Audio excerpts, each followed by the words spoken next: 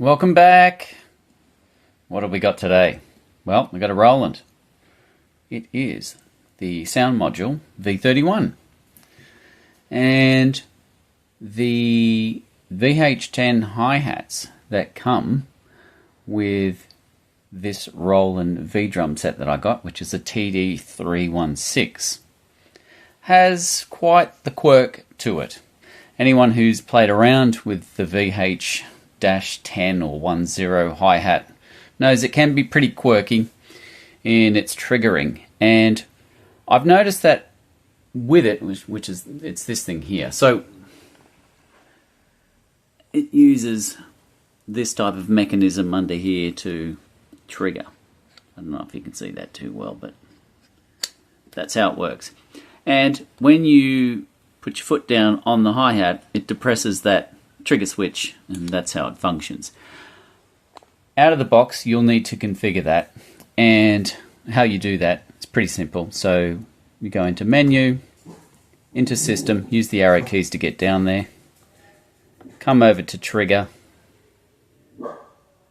and then once you're in trigger, press enter.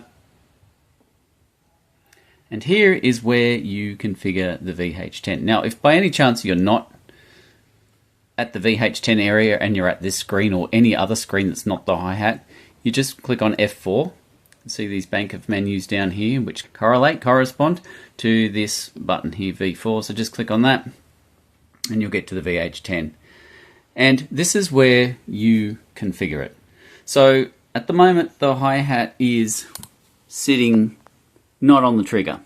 So what you need to do is take off the hi-hat and let it rest on the trigger so it depresses it. And you'll see on the screen this little indicator here, you're meant to line it up in those two arrows, and that's how you calibrate it. So if you lift it up a couple of times and drop it back down, it sort of should be in that range. Technically they say Roland, it should go right there. See how those arrows just turn white? And you'd have a perfectly functioning VH-10. What I've noticed, however, is that you really have to stomp on the pedal to get that closed trigger sound. And what I've noticed works best is how I've set it here. You can see that the resting line is not making those arrows illuminate white solid. It's just under it and closer to that line. Now you'll see that line under the blue here. So there's a closed line.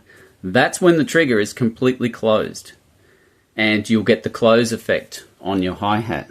So I'll just demonstrate that now. So that is closed. When you go past that line, that is when it triggers a full close on the hi-hat.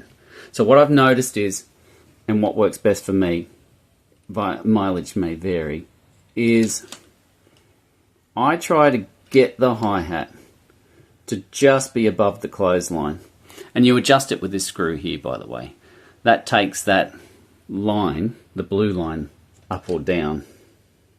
And that's how I find I get a much, much better triggering sound, or a closed hi-hat sound, without having to just stomp my foot on the damn pedal, which can be really, really frustrating. So play around with that setting if you've got the VH-10 and you've got one of these new V31, 51, 71 modules, as I found it a lot easier.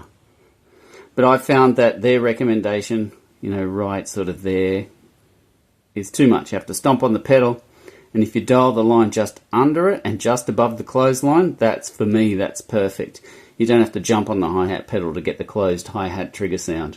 Anyway, play around with it. Just a little tip. See ya. Ooh, there we go.